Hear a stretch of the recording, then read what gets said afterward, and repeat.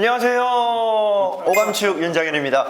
자, 오늘 원투펀치 역시도 한준희 해설위원님과 더불어서 그리고 가운데 또 우리 엄청난 대량의 지식을 갖고 계시는 우리 지식주머니 또 스포츠 주머니를 보유하신 장원구 기자님과 함께 2주 연속으로 저희가 요감축을 한번 알차게 꽉 차게 또 꾸며보도록 하겠습니다. 지난주에는 또 이제 메시와 조던에 관한 말씀을 또 해주셨는데 그게 이제 오감축 최다 댓글 탑3 안에 드는 또 많은 화제를 불러 모았던 또 영상이었습니다. 제 생각에는 메시, 조던, 뭐 르브론, 호날두까지 이 장원구 선배님이 아마 더 하실 수 있습니다. 르브론 호날두는 제목을 금강불개로 나중에 하겠습니다. 스포일러입니다, 여러분. 곧 돌아오니까요. 여름이 지나고 저희 핫할 때 금강불개로 한번 돌아오도록 하겠습니다. 또 오늘 저희가 이 장원구 기자님을 모신 이유는 다가오는 6월 14일입니다. 현지 시간으로 6월 14일, 그리고 한국 시간으로는 6월 15일 새벽에 유로 2024가 드디어 또 이제 개막을 합니다. 이 한여름 밤에 또 뜨거운 유럽 축구가 기다리고 있기 때문에 오늘은 이 양질의 지식 주머니에서 나오는 이 유로에 대해서 좀 얘기를 해보도록 하겠습니다. 많은 국들을 다 얘기하기는 좀 시간상 그렇고 우승 후보 좀 5개 넘어서 이 8강 정도까지를 좀 얘기를 해보려고 하는데 장원구 기자님 생각하시는 이번 유로의 우승 후보는 좀 어떤 팀들이 있을까요? 제가 솔직히 고백을 하지만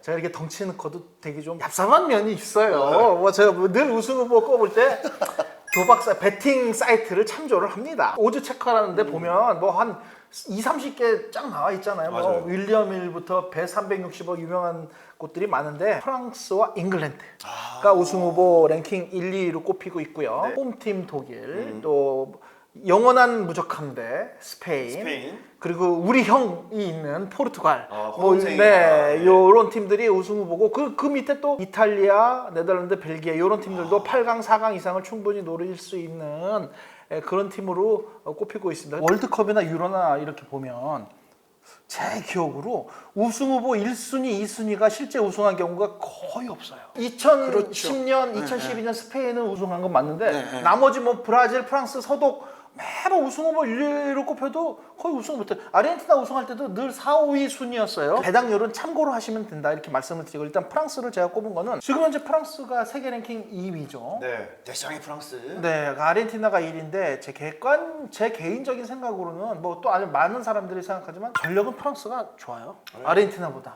그러니까 피파 랭킹 1위라는 객관적이 드러난 팩트는 맞는데 전력 분석적으로 보면 프랑스가 저는 아르헨티나보다 더 강한 팀이라고 생각을 하고요. 음바페, 그리즈만, 덴벨레, 그리고 이제 중원에 선수들이 넘쳐요. 라비오, 추아메니, 카마빈가 이렇게 꼽지만은 또 에메리 선수를 꼽는 사람도 많아요. 자이르 에메리. 그리고 포파나를 지목하는 사람도 많고요. 수비에는 테오, 클로스, 그리고 중앙에 저는 이거 말하고 싶어요. 프랑스 중앙 수비진은 프리미어리그가 장악한다. 코나테와 살리바. 저는 이 선수를 주전으로 꼽습니다. 물론 우파메카노나 또는 파바르를 지목한 사람들도 있는데 이건 뭐 저의 생각입니다. 코나테와 살리바 이 프리미어리그 수비수들이 굉장히 좋습니다. 그리고 주목할 선수가 있어요. 골키퍼 매냥을 주목을 하세요. 오히려. 이 골키퍼 매냥은요. 경험을 얼마 정도 쌓으면 저는 요리스보다 훨씬 좋은 골키퍼가 될 거라고 저는 확신해요. 이 선수 육각형 수비수고요. 여러모로 장점이 많은 골키퍼입니다. 그래서 프랑스 국내에서도 굉장히 큰 기대를 걸고 있는 골키퍼라는 걸 말씀을 드리고요. 데샹 감독이 전술 변화는 거의 없어요. 그 프랑스의 전술의 특징은 공격에서 의외로 직선적인 플레이를 많이 하던 팀이에요.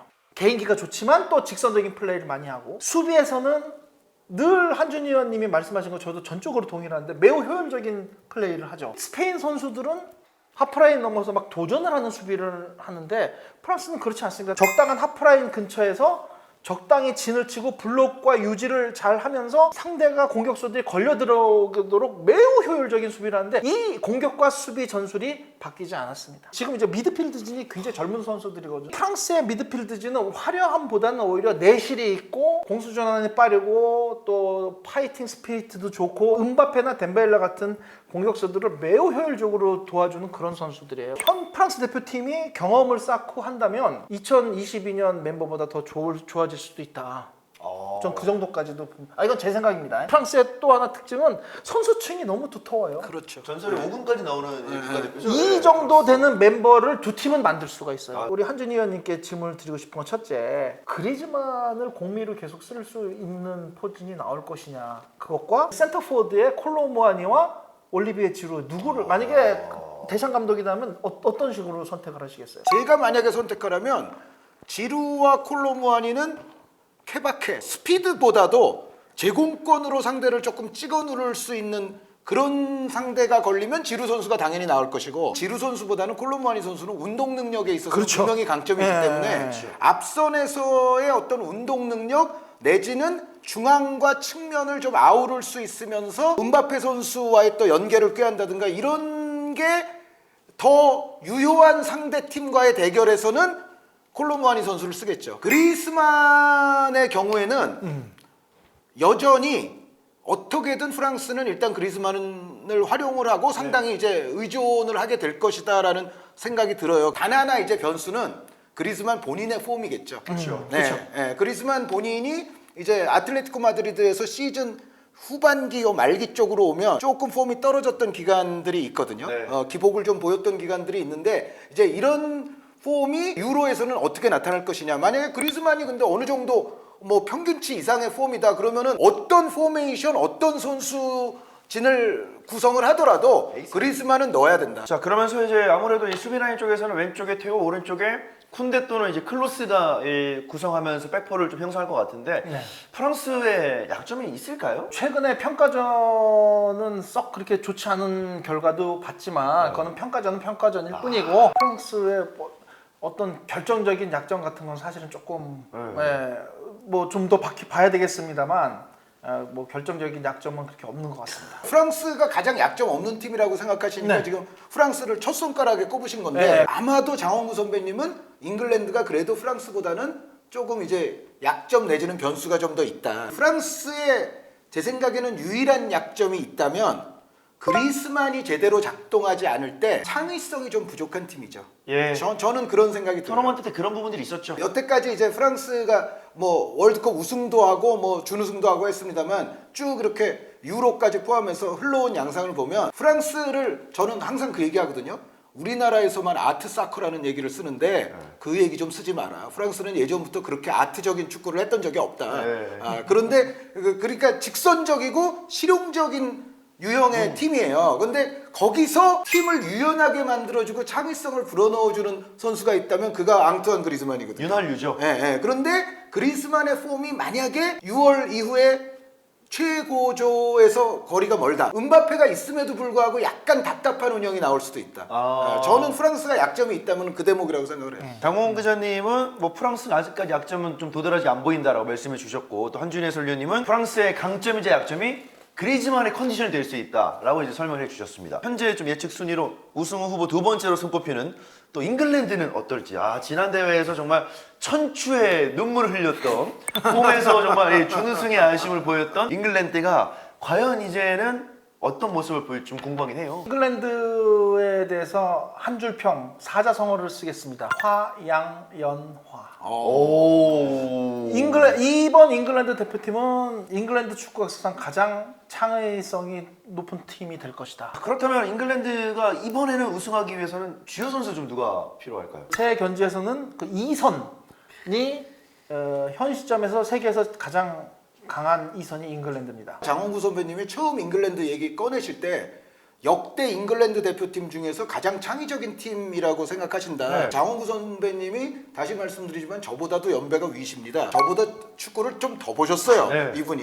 그러니까 저보다도 오래 보신 분이에요. 네. 그런데 이분이 자기가 본 모든 잉글랜드 팀 통틀어서 지금 팀이 가장 창의적이라고 말씀하시잖아요. 제가 항상 그런 얘기 많이 하잖아요. 그러니까 보비 찰튼 이후에 최고의 미드필더 누구냐? 재능적으로 봤을 때 멜링엄이다. 네. 물론 저 스램제가 이룩하고 뭐 여태까지 그 스램제는 이미 커리어가 끝난 선수들이잖아요. 그 쌓아놨던 그 누적적인 업적과 지금 벨링엄의 업적을 비교하면 스램제가 위지만 보비 찰튼스러운 다재다능한 미드필더 이후에 가장 다재다능한 미드필더가 누구냐 하면은 저는 벨링엄이라고 생각한다는 거죠. 이런 얘기와 맥락이 딱 통하는 얘기인 거예요. 그러니까 제가 예전에 그런 얘기도 했었거든요. 본격적으로 제가 게리 리네커서부터는 완벽하게 잉글랜드의 공격수들을 다 알고 있어요. 그런데 저는 지금의 해리 케인이 잉글랜드 제가 본 공격수 중에 가장 낫다고 생각하거든요. 리네커, 뭐 시어로, 뭐 오원, 루니, 뭐 그간의 모든 잉글랜드 공격수들 다 합쳐서 저는 케인이 최고다. 이 선수들의 장점을 거의 다 합쳐놓은 것 같은 선수가 해리 케인이라는 얘기를 또 전에 했어요. 그런데 거기에 부카요 사카 있죠, 필 포든 있죠. 포든 좋죠. 뭐 심지어 콜 파머 같은 선수도 이제는 있죠. 사카나 포든 자리를 또 대체할 수 있는 그런 자원들까지도 있잖아요. 네. 여기에 뒤에 뭐 라이스 데클란 라이스 바꿔주고. 받치고 있죠. 그러니까 전체적으로 지금 잉글랜드가 보유하고 있는 멤버즈는 예전에는 대륙팀과 잉글랜드를 비교하면 아우 잉글랜드는 왜 저 똑같은 선수들만 저렇게 많고 그러니까 그냥 다 똑같아 보여요. 잉글랜드 선수들은 하는 것도 대부분 다 그냥 비슷하고 장단점이 대부분 비슷하고 근데 그런 선수들만 모아놓으면 잉글랜드는 조화가 없는 팀이 되고 네네네네. 그러니까 할 줄 아는 게 막상 메이저 대회 나가면은 별로 없어요. 다른 팀들에 비해서 다양한 루트가 없어요. 이 팀은. 그래서 항상 뭐 이름값은 높아도 네. 뭐 항상 좋지 않은 팀으로 결국은 귀결되고 말거든요. 그런데 이번 잉글랜드는 다르다. 이번엔 다르다. 라고 제가 누차 주장해 왔는데 지금 장원구 선배께서 말씀하시는 게 딱 그 맥락이시죠. 그러니까 흔히 우리가 이제 전통적으로 이런 얘기를 해요. 이 선의 축구는 브라질하고 아르헨티나가 늘 세계 최강이었어요. 네. 그건 뭐 부인할 수 없는 사실인데 현 시점에서 저는 단연 잉글랜드가 세계 최강이고요. 저는 이 벨링엄이요. 지난 시즌 2023, 2024 유로 모델리그에서 퍼포먼스가 저는 가장 좋은 선수였다. 모든 종목, 모든 포지션을 통틀어서 가장 좋았다고 저는 과감하게 얘기를 할 수가 있습니다. 모든 종목까지는 아니고 저 종목이 안 축구에서 모든 포지션. 괜찮아요. 네. 이런 거 재밌어요. 유로 모델리그 모든 포지션에서 벨링엄이 가장 퍼포먼스가 좋았다고 저는 과감하게 얘기할 수가 있고 제가 돌을 맞아도 제가 한마디 하겠습니다. 형이 맞는 거니까 난 상관없어. 저도 피하고 있겠습니다. 벨링엄은 잉글랜드의 마라도나다. 하는 거는 좀 많이 다르잖아요. 아니 그러니까 그 위치에서 그러니까 위치에서 어떤 기능 같은 게 영향력? 네, 영향력 이런 게 저는 그래도 찰튼하고 비교를 하는데 야, 이거 좀 거기서 좀 더 나가시는 네, 좀 거죠, 더 나가겠습니다. 지금. 네, 저는 좀 더 나가겠습니다. 포지션으로 보나 뭐 스타일로 보나 그냥 찰튼이 낫지 않아요? 저는 잉글랜드의 마라도나도 될 수 있다. 주관 확실하시네요. 좋습니다. 아까 그 프랑스하고 비교를 했잖아요. 네. 화려함이나 어떤 튀어나오는 강점은 잉글랜드가 더 강할 수도 있어요. 근데 제가 프랑스를 더 높게 꼽는 거는 이런 거예요. 그러니까 잉글랜드 약점이 그러면 가보겠네요. 카타르 월드컵 때도 두 팀이 붙어서 프랑스가 이겼잖아요. 포든, 벨링엄, 사카 이 선수들은 현 시점에 예를 들어서 파이널 서드로의 스루 패스가 가장 많은 선수들이에요. 문제는 뭐냐? 문제 나옵니다. 자, 가장 큰 문제점이 이거예요. 심장. 전사의 심장. 유로 2020 지금 그 비디오 한번 돌려보세요. 승부전. 결승전 전에 키엘리는 밝게 웃고 있었어요. 맥과이어는 띵띵 언 표정이었어요. 저는 언제 이탈리아 무조건 이겼다고 언제 느꼈냐? 그 키엘리의 표정을 보고 이겼고 잉글랜드가 왜 그러냐면요. 토너먼트 뭐 중요한 경기에서 승부차기 치고 좋은 경기하고 또 아깝게 지고 너무 수십 년 동안 누적이 되다 보니까 최강의 멤버를 갖고도 가장 결정적인 순간에 제 실력을 발휘하지 못하고 치는 경우가 많아요. 네. 이거를 과연 극복할 수 있느냐. 잉글랜드의 문제는 이거예요. 심장이 과연 강심장이 돼가지고 그 짜내기 승부에서 어차피 토너먼트 가면 짜내기 승부가 한두 번 나오잖아요. 이걸 넘어설 수 있다면 저는 이번에 잉글랜드가 무조건 우승한다고 봅니다. 저는 그래서 개인적으로 벨링엄의 존재가 굉장히 큰 것 같아요. 이 선수는 좀 다른 선수들과 달리 심장이 좀 다른 것 같거든요. 심장이 네. 좀 강심장이죠. 크고 넓고 강해 보이죠. 예. 벌써 세레모니 하는 그런 것만 심장 딱 딱 보여주잖아요. 하여튼 네. 이 선수는 기존에 잉글랜드에선 볼 수 없었던 선수예요. 개인적인 욕심은 그러니까 이건 개인적인 생각이에요. 잉글랜드가 우승을 했으면 좀 좋겠어요. 불쌍해. 유로 첫 우승? 예. 유로 첫 우승? 불쌍하잖아요. 네. 진짜. 브라질, 독일, 이탈리아, 아르헨티나 이런 팀들은 국제무대에서 엄청 우승을 많이 했잖아요. 잉글랜드 우승을 너무 못해서 그냥 자국에서 열린 잉글랜드 월드컵 딱 하나. 네. 그러니까 좀 제 개인적으로 우승을 좀 했으면 좋겠어요. 잉글랜드 전술은 직선적인 플레이 위주인데 아까 말씀드린 포든, 벨링엄, 사카 같은 재능 있는 선수들이 창의성을 더했다. 수비도 뭐 이렇게 도전하는 수비가 역시 잉글랜드도 뭐 이렇게 하프라인 넘어서 도전하는 수비는 아니고 적절한 선에서 하면서 역시 또 효율적인 수비를 구축을 하는데 마지막 최종 수비 라인에서의 어떤 스루 패스에 대한 대비 이거는 조금 좀 철저하게 전술적으로 좀 대비를 하고 오지 않으면 또 위험한 상황을 맞을 수 있다. 그 말씀을 드리겠습니다. 수비진의 네. 개별적인 폼은 조금 문제가 될 것 같아요. 네. 제가 봤을 때는. 그러니까 네. 잉글랜드가 아까 말씀하신 것처럼 그렇게 달려드는 수비가 아니고 또 사우스게이트 감독 스타일 자체가 그런 스타일이 아니기 때문에 네. 그러니까 수비 밸런스를 해치거나 이럴 것 같지는 않지만 문제는 이제 개별 선수들의 폼은 어떠냐 봤을 때 워낙에 잉글랜드 그 대표군에 들만한 수비진 선수들의 부상도 많았던 시즌이었고 그쵸. 그리고 지금 이번에 이제 유로에 실제로 뛰게 될 선수들 하나하나 보더라도 정말 엑설런트 수비수가 있냐라고 물으신다면 다른 우승 후보들에 비해서는 조금 그런 부분이 조금 잉글랜드가 부족해. 수비진에서 실수나 이런 것이 나올 확률도 없지 않아는 있다라고 네, 저는 맞아요. 생각해요. 사우스게이트 감독의 월드컵 그리고 유로에서는 그 세트피스 전략과 함께 수비 라인에서 약간 좀 버텨주면서 이 팀이 이제 노가 스테이지 잘 올라갔는데 이번 유로는 앞선 멤버는 굉장히 화려합니다. 그런데 이제 뒷선에 이 멤버들의 이름값 빼고 스타일과 컨디션이 어떨지가 굉장히 중요한 잉글랜드를 볼 수 있겠고요. 벨링엄이 있는 또 잉글랜드이기 때문에 좀 기대가 되는 이 부분이기도 합니다. 다음에는 개최국이자 뭐 영원한 이 유로의 우승 후보로 손꼽히는 전차군단 독일인데 나겔스만 감독이 독일이 또 어떻게 될지 궁금하긴 해요. 전차군단이라는 이제 별명은 좀 안 붙이는 게 좋을 것 같아요. 네. 예전에 한 몇십 년 전에 정말 힘으로 밀어붙이는 그런 축구가 아니고 독일은 이미 2000년대 초 중반에 그 유소년에 집중 투자하면서 완전히 남미 스타일의 어떤 그 화려한 패스 게임을 하는 팀으로 바꿔놓긴 했는데 독일의 전술도 역시 레브 있을 때는 점유율을 압도적으로 했지만 한지 플릭 때 거기에 좀 종방향 다이렉트 플레이를 많이 가미를 했었어요. 나겔스만은 이제 종방향 다이렉트 플레이에 이제 패스워크의 어떤 그 포지션 풋볼을 가미를 했기 때문에 좀 균형을 공격적인 전술에서는 좀 균형을 갖췄고 수비 흔히들 뭐 개겐 프레싱 얘기를 하는데 독일 역시도 뭐 이렇게 전방 압박을 많이 하는 팀은 아니에요. 적당히 하는 그런 수준으로 보시면 될 것 같고요. 독일도 이선이 좋습니다. 비슷하게 비르츠, 좋죠. 귄도안, 무시알라. 제가 보기에는 잉글랜드와 함께 현 시점 세계에서 가장 좋은 이선 공격진이에요. 노장 균도안이 여전한 실력을 발휘하고 있는데 비르츠와 무시알라가 이제는 본 궤도에 완전히 올라 있죠. 맨 처음에는 무시알라를 센터포드 뒤에다 놨었어요. 이선, 네. 전 이거 보면서 이강인 선수가 생각이 나요.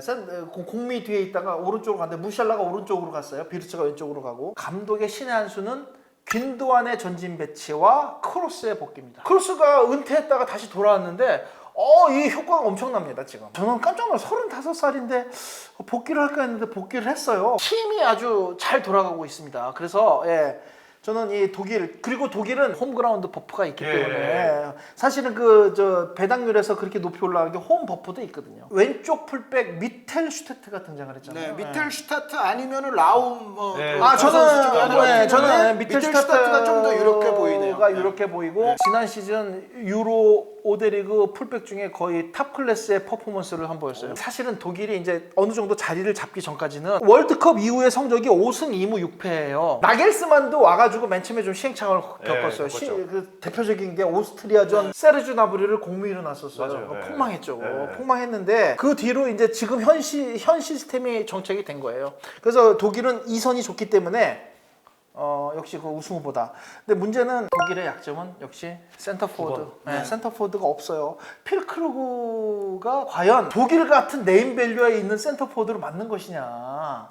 저는 좀 아니라고 생각을 하거든요. 독일 한번 보세요. 독일 축구의 역사를 보면 아닌 건 맞죠. 그럼요. 네, 독일은 게르트 뮬러, 카라인츠 루메니게, 최소 흐르베시입니다. 네. 근데 지금 필크룩 선수가 예전에 흐르베시 선수보다 위냐라고 물으신다면 아니에요. 그거는 아니라고 생각하고요. 그러니까 흐르베시 선수 최절정기는 그 유로 80 같은 때 이제 보시면 알 수 있어요. 그 이후에는 뭐 아시는 클린스만, 후엘로 또 이런 선수들. 그리고 미로슬라프 클로제까지. 클로제 선수는 뭐 클럽에서는 조금 미진했던 시기라도 대표팀에 오면은 또 월드 클래스처럼 하니까 그런 또 애국자 소리 들은 선수. 독일은 애국자들이 꽤 있고 그 토마스 헤슬러도 클럽에서는 별반 못했는데 대표팀에 오면 펄펄 날았던 선수였거든요. 헤슬러가 클럽에서 트로피가 없는 선수입니다. 요즘 팬분들이 좀 유관력. 약간 놀리시는 무관력이 충만한 그 플레이메이커가 토마스 헤슬러라는 예전 선수 대표팀에 오면 있었는데 펄펄 날았잖아요. 그런데 토마스 헤슬러는 궁극적으로 무관이 아니에요. 메이저 트로피가 딱 하나 있는데 그게 월드컵입니다. 90년 좀 이탈리아 전에. 월드컵. 그런데 클럽 트로피가 없어요. 헤슬러 선수가 아마 찾아보시면 알 텐데 헤슬러, 리트바르스키 요때랑 지금 비르츠, 무시알라가 비슷하다는 형님 말씀에 제가 완벽하게 동의합니다. 이선이 좋아요. 독일은. 결국 문제가 9번이네요. 9번인데 그래서 이제 아니 이제 사실은 클로제 은퇴 뒤에 독일에서 기대를 걸었던 선수가 결국은 세르주 나볼이 아니면은 베르너인데 아니 티모 베르너는 잘하다가도 결정적인 빅 토너먼트 가장 결정적인 순간에 꼭 놓치잖아요. 저희 중계진의 그 시그니처가 있죠. 티모 베르너 그러나 결국은 이제 카야베츠를 폴스 나인으로 놓고 지금 하고 있잖아요. 네, 그런데 독일은 어쨌든 아스날에게 감사해야 되는 것이 하베르츠 선수 살아났어요. 살아났거든요. 네, 그런데 그래도 독일에게는 좀 위안이 되는 게 하베르츠 선수가 어쨌든 올 시즌 아스날에서의 폼을 올려놓은 상태이기 때문에 네. 그거는 좀 위안이 되지만 장원구 선배님 말씀처럼 센터 포워드에는 조금 불안감이 있고 제가 봤을 때 독일의 약점은 잉글랜드보다는 조금 더 많아 보이죠. 왜냐하면 잉글랜드는 2선 좋은 공통점 있고 그런데 그리고 크루스 선수 돌아왔으니까 3선도 독일도 이제 좋아졌잖아요. 예. 그래서 잉글랜드 독일이 어떻게 보면 좀 강점이 비슷한 것 같은데 잉글랜드는 그래도 앞에 해리 케인이 있는 반면에 예. 독일은 하베르츠가 살아났다고 해도 케인만큼의 무게감은 그렇죠. 아닌데다가 예. 수비 라인의 약점은 저는 조금 비슷한 것 같아요. 그러니까 수비 라인이 리디거 선수 한 명을 제외하면 확고하게 이런 큰 대회에서 믿음을 줄 것이냐에 대해서는 약간 물음표. 요나단 타는 어떻게 보십니까? 타 선수는 잘하기는 잘하는데 전체적으로 미텔 슈타트, 키미히 이 양쪽에 대해서도 저는 100점 주기는 좀 어렵다는 생각이고요. 그리고 리디거 타도 약간의 불안감은 내포하고 있는 수비 라인이라는 생각이 들어요. 잉글랜드 수비진하고 총체적으로 보면 저는 독일 수비진하고 점수가 좀 비슷하다. 이쪽에 조금 약점. 그런데 독일은 케인과는 달리 하베르츠 쪽이 조금 약해 보이는 면이 없지 않아 있기 때문에 순위상으로는 삼등으로. 3순위. 조별리그 스코틀랜드, 헝가리, 스위스를 만나잖아요. 맞아요. 그러니까 대진은 뭐 나쁘진 않은 것 같습니다. 네, 네, 그 정도면 무난하죠. 조추첨은 네, 무난하게 있기 때문에 네, 일단은 조별리그에서 힘을 좀 덜 빼고 이제 뭐 토너먼트에 데뷔할 수 있다는 건 강점인데 우리 저 한 위원님 말씀대로 이 수비 라인에 좀 이렇게 미덥지가 못한 건 그건 좀 약점이 되겠습니다. 또 하나 있어요. 네. 그 나겔스만 감독이 다른 강팀들의 감독에 비해서 좀 경험이 짧기 때문에 이건 어떻게 작용할까 이것도 좀 봐야 될 것 같습니다. 메이저 네. 대회 경험. 네. 이 감독의 경험도 사실 중요하긴 하죠. 다음은 무적함 대로 가보겠습니다. 스페인 이베레 반도로 한번 가볼 텐데 먼저 스페인부터 가볼까요? 스페인은 글쎄요 뭐 그 스페인 지금 그 최근에 연습 경기 보면 똑같아요. 전술의 스타일이 변화가 없습니다. 그냥 이게 긍정일지 부정일지. 아니 그러니까 그 압도적인 그 지구상의 그 어떤 팀을 만나도 무조건 스페인은 점유율은 높습니다. 심지어 뭐 브라질, 프랑스, 아르헨티나 만나도 스페인의 점유율이 높아요. 예. 그건 변하지가 않습니다. 근데 이제 그 점유율이 높다는 게 긍정적인 측면이 있고 부정적인 측면이 있는데 일단은 볼을 오래 소유하면은 위험한 상황은 아무래도 적게 되게 마련이죠. 네, 현실적으로. 그래서 스페인은 일단은 그 특유의 그 점유율 축구가 계속되고 있고요. 로드리나 수비멘디, 그다음에 파비안 루이스, 페드리 볼을 잘 돌려요 여전히. 네. 그래서 잘 돌리는데 저는 그 부상을 당해서 아웃된 가비 선수가 있었으면 참 매우 아깝죠. 매우 아까워. 왜 그러면 가비는 사비 이니에스타 이후 최고의 미드필더가 될 거라고 많은 사람들이 기대를 했는데 전방 십자인대가 날아갔잖아요. 가비까지 있었으면 정말 스페인이 정말 무적함대 위용을 떨칠 수 있지 않았는데 정말 아쉬운데 기자님 피기에는 만약에 갑이 있었으면 4등 이상으로 올라오나요? 저는 3등으로 꼽을 수 있습니다. 네. 가비가 있었다면 문제는 역시 우리 모라타 형. 모라타 선수가 못한 선수가 아니에요. 근데 문제는 스페인이라는 네임밸류에 어울리는 센터포드냐 그건 좀 아닌 것 같아요. 과거에 뭐 부트라겐이나 다비드 비아에 비하면은 좀 많이 모자르죠. 스페인 축구를 좋아하시는 분들이 왜 우리 모라타 형을 욕하냐 하는데 제가 말씀드린 건 그 과거 전성 시대의 그 센터포드에 비해서 조금 부족하다 그 얘기를 하는 거예요. 조금 부족하다. 제 생각에는 걱정하실 필요가 없는 게 스페인 축구를 좋아하시는 분들은 형보다 모라타를 더 욕할 거예요. 맞아요. 네. 그래요? 걱정 안 하셔도 돼요. 그리고 야말 니코는 괜찮지 않을까요? 라민 야말 선수와 니코 윌리엄스 선수가 그래도 스페인의 어떤 희망을 갖고 이 대회에 출격하지 않을까. 네, 근데 이 선수들은 윙이나 이선 공격 쪽에 가까운 선수지 센터포드형은 아니죠. 그렇죠. 그리고 이제 호셀루도 이제 모라타 대신에 백업 센터포드를 갈 수 있는데 어느 정도 해줄 수 있느냐 이건 좀 지켜봐야 될 것 같습니다. 스페인의 또 약점은 아까 잉글랜드와 똑같은 약점이에요. 심장. 네. 스페인도. 스페인도 심장이 문제예요. 네. 스페인의 전력으로 봤을 때는 월드컵이나 유로에서 좀 더 우승할 수 있는데 불구하고 늘 좌절을 하잖아요. 카타르 월드컵 때도 PK로 졌잖아요. 그렇죠. 네. 그러니까 사실은 압도적인 점유율을 했는데 무승부로 간다면 PK로 진다. 그건 좀 억울하죠. 억울한데 근데 그것도 실력이에요. PK로 이기는 것도 어떻게 보면 실력인 건데, 그럼요. 네, 스페인은 저 잉글랜드와 마찬가지로 좀 이런 그 가장 결정적인 순간에 중요한 경기에서 그 넘어서는 힘이 좀 부족하지 않나. 90분 또는 연장전에서 승부를 걸어라. PK까지 가지 마라. PK 까지, 예. 승부차기까지 가지 마라. 네, 네, 예, 저는 이걸 주문하고 싶습니다. 스페인이 잉글랜드가 승부차기 못한다는 게 너무 역사적으로 부각이 되어서 그런데 스페인도 사실은 승부차기를 꽤 못하는 팀이에요. 꽤 못해요. 네, 역사적으로 보면. 근데- 그런데 이제 그게 그 2008년부터 그 12년까지 그 최절정기 때는 승부차기까지 안 가고 안 갔어요, 거의. 그냥 뭐 1대0으로 이기건 그쵸. 뭐 2대0으로 이기건 어쨌든 이겨버리니까 부각이 안 돼서 그런데 네. 승부차기의 망령이 다시 돌아오기 시작하면 스페인도 분명히 심장에 문제가 있다는데 제가 장홍구 선배님께 아주 적극 동의를 하기 러시아 때문에 월드컵, 카타르 월드컵 다 맞아요. 승부차기로 줬잖아요. 네, 저는 요번 대회에서 스페인이 다크호스로는 충분하다고 생각을 해요. 그러니까 우승 후보 사수니까 뭐 당연히 뭐 다크호스겠지만 다크호스죠. 예. 그 사람들이 이제 이런 생각을 해요. 스페인은 그 차비, 이니에스타 등등 뭐 다비드 실바 등등 그 좋았던 시절 예전에는 뭐 세계에서 가장 육중한 무게감을 주는 명단이었는데 지금 보니까 이제는 뭐 명단이 시원찮네 라고 느끼시는 분들이 오히려 요즘은 더 많거든요. 그렇죠. 그런데 제가 말씀드리고 싶은 포인트는 이겁니다. 그렇게 생각하시는 여러분의 생각보다는 스페인은 더 잘할 수 있는 팀이에요. 네. 그러니까 최근에 메이저 대회들을 보면 국내 팬분들의 기대치보다 오히려 스페인이 조금 더 잘한 면이 있어요.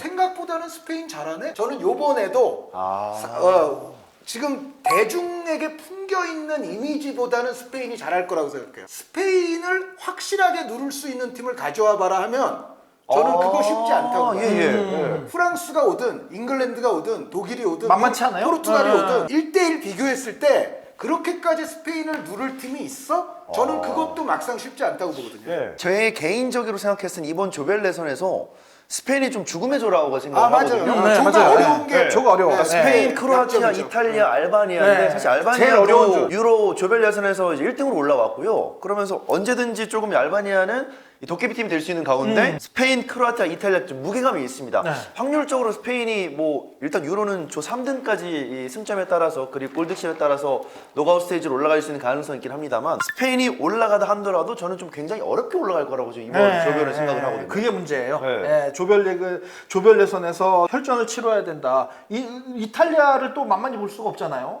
크로아티아도 크로아티아도 마찬가지고. 여전히 크로아티아도 만만히 볼 수가 과거에 그리고 스페인이- 알바니아가 황금 세대예요. 스페인이 조별리그 좀 천천히 끌어올리면서 이제 결승까지 가는 그런 플랜을 과거 메이저 대회 때는 가져갔었는데 이번에는 좀 그렇게 하다가는 생각보다 크로아티아, 이탈리아를 쉽게 못 넘을 것 같아서 굉장히 좀 재밌어질 것 같은 비주얼라고 좀 근데 생각을 하거든요. 이런 조가 나쁜 게 뭐냐면 만약에 알바니아가 제가 황금 세대라고 말씀드렸는데 자기들 축구 역사에서는 제가 봤을 때 멤버 중 가장 좋은 멤버거든요. 지금 현재. 네. 그래서 요런 조가 의외로 3등 점수가 다른 조보다 낮을 수도 있습니다. 그럴 가능성도 있네요. 네, 그쵸, 그래서 그쵸. 네. 오히려 이런 조일수록 그냥 2등 안에 들어야 깔끔해요. 그래서 죽음의 종국은요. 한 의원님 그 르노르망하고 라포르트의 센터백 조합은 어떻게 생각하십니까? 라포르트 선수의 폼이 어떤지는 저도 100% 확신은 못해요 사실. 사우디에가 넘어가 있기 있죠. 때문에 제가 꾸준히 관찰한 게 아니기 때문에 100% 확신은 못하는데 저는 스페인이 그래도 지금 내세울 수 있는 여기 이제 쿠바르시 선수를 쓸 거냐가 조금 관건이긴 하지만 내세울 수 있는 조합으로서는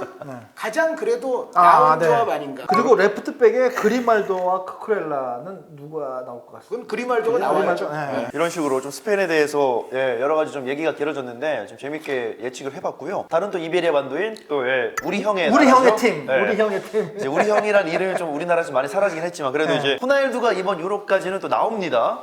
이번 유로에서의 포르투갈은 또 어떻게 볼까요? 호날두 선수는 호불호가 사실 뚜렷한 선수인데 저는 일단은 진짜 대단한 선수라고 인정을 할 수밖에 없어요. 85년생이면 한국 나이로 40살인데 도대체 아무리 사우디 리그가 좀 수준이 낮다고 그래도 거기서 또 득점왕을 먹어요? 대단한 거예요. 이거는. 2004년 유로부터 이제 이 선수가 나오기 시작했는데요.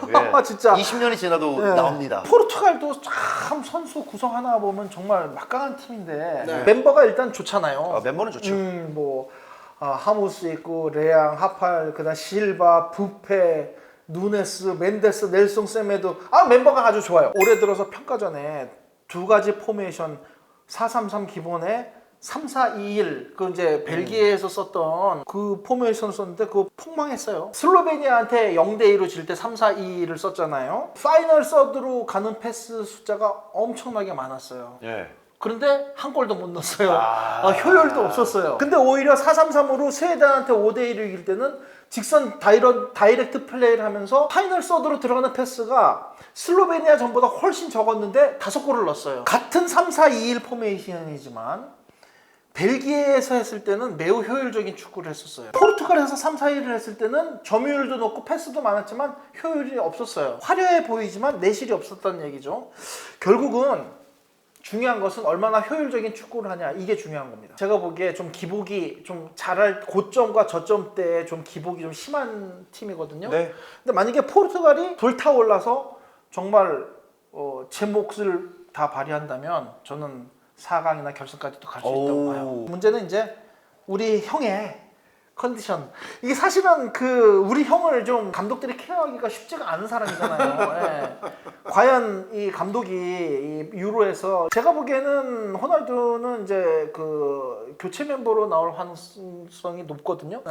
그거 장담하실 수 있나요? 네, 저는 그걸 진짜요? 네, 교체 멤버 확률이 더 높다. 네, 저는 하모스가 센터포워드로 나올 것 같아요. 저는 오히려 호날두를 좋아하기 때문에 호날두가 주전으로 나왔으면 좋겠어요. 근데 팀의 어떤 효율을 봤을 때는 하파엘 레앙이나 실바 또 브루노 페르난데스 이런 선수들이 나오는 상황에서는 하모스가 효율적으로 좀 더 팀을 위해서는 좀 낫지 않을까. 포르투갈은 그 선수 구성은 매우 좋지만 경기마다 좀 기복이 심한 게 있는데 이번 유로에서는 좀 어떤 결과가 나올지 한번 지켜봐야 될 것 같습니다. 호날두 선수보다 나이 더 많은 선수도 있잖아요. 페페 선수. 요번에 스쿼드가 아직 확정되진 않았는데 유로 2024 선수 명단 지금 어느 정도 나와 있는 걸 보면 최고령이 페페 선수고 최연소가 라민 야말 선수. 파트너로 후벤 디아스가 있기 때문에 후벤 디아스 세계 최고의 센터백이 있기 때문에 페페 나름대로 또 역할을 할 수도 있지 않을까 하는데 이 선수는 가장 문제는 반칙을 하지 말아야 돼요. 페널티킥 파울은 주지 말아야 되죠. 수비 라인. 네, 수비 라인. 그래서 이 페페가 전 다 좋은데 파울을 할까 이게 걱정입니다. 네. 그럼 마지막으로 한준 해설위원님은 포르투갈의 약점만 뭐라고 생각하세요? 포르투갈의 약점은 아까 이제 장홍우 선배님 말씀하신 그 대목들 안에 포함이 돼 있는 것 같아요. 포르투갈이 훌륭한 멤버, 화려한 멤버를 보유하고서도 왜 효율적인 축구가 안 나올까? 여기에 사실은 좀 답이 있거든요. 베르나르도 실바, 브루노 페르난데스, 그리고 소속팀 팬들이 다 미워하긴 하지만 잘 되는 날은 조안 펠릭스 선수도 이제 무서운 선수고요. 그 밖에도 유로 2016 때 우승할 때 보면 그래도 그때는 실리적인 축구에 정말 역습이나 이런 부분들이 굉장히 잘 들어맞았던 적이 있지만 전체적으로 또 그 이후의 포르투갈을 보면 그렇게까지 조직력이 우리가 말하는 정말 톱니바퀴 돌아가듯이 잘 돌아가는 거는 저는 그렇게 많이 본 것 같진 않아요. 그러니까 예를 들어 베르나르도 실바 선수가 포르투갈에서 뛰는 것과 맨체스터 시티에서 뛰는 것과는 차이가 크고요. 브루노 페르난데스 선수도 맨체스터 유나이티드에서 본인이 에이스처럼 정말 잘할 때와 포르투갈 대표팀에서 뛰는 것과는 좀 차이가 있다고 생각이 돼요. 그러니까 주변 동료들과의 서로 간의 합이 각자가 소속팀에 돌아갔을 때가 더 나아요. 소속팀으로 가면 주변 동료들과의 합이 더 잘 맞는 경우들이 많은데 오히려 포르투갈에서는 그게 잘 안 되는 상황들이 빈번하게 나온다. 중요한 대목에서.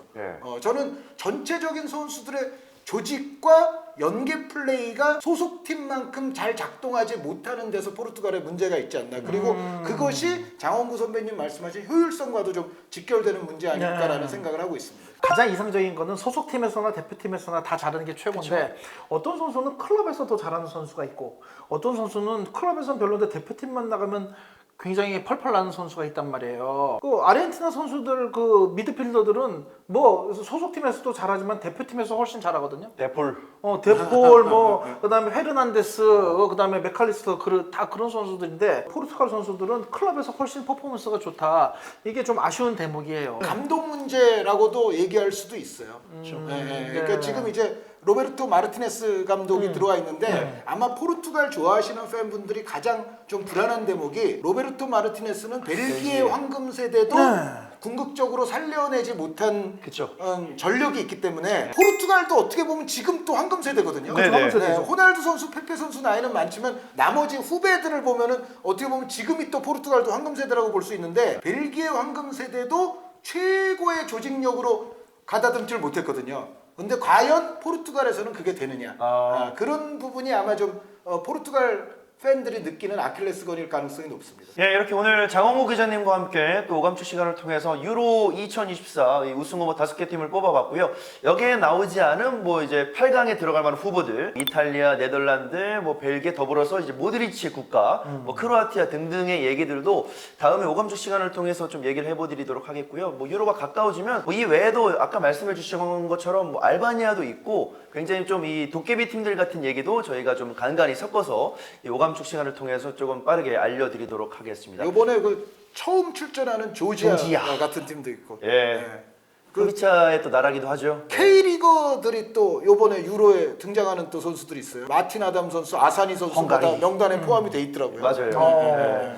그런 이제 세부적으로 좀 더 들어가서 다른 팀들의 얘기도 저희가 오감축 시간을 통해서 보내드릴 테니까요. 이번 여름에 뜨겁게 펼쳐질 유로 역시도 좀 많은 관심 부탁드리고, 그리고 여러분 아메리카에서는 코파가 또 기다리고 있습니다. 이 코파 아메리카에 관한 얘기도 오감축 시간에 장홍구 기자님과 함께 또 양질의 콘텐츠를 보내드릴 예정이니까요. 이 오감축을 보시면서 이번 유로와 코파를 마음껏 즐겨보시길 바랍니다. 저희는 다음 주에 다시 또 이 스포츠 주머니 알찬 지식과 함께 다시 돌아오도록 하겠습니다. 감사합니다.